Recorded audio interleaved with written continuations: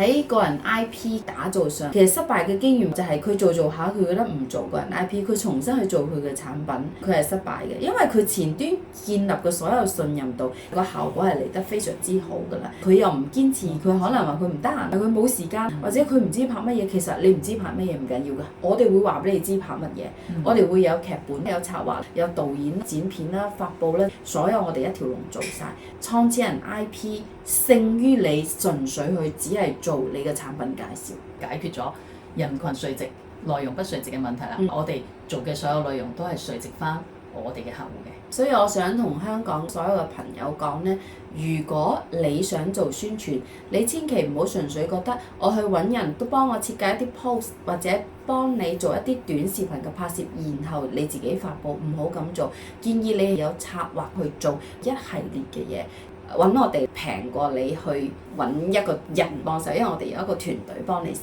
嘅。而且我哋對平台嘅規則係非常熟悉啦，可以規避平台會限制你唔俾你講嘅嘢，揾到我哋係可以俾到你好大嘅幫助嘅。幫我點個關注啦，你就係自己人啦，後面仲有更多嘅獨家資訊分享俾你哋。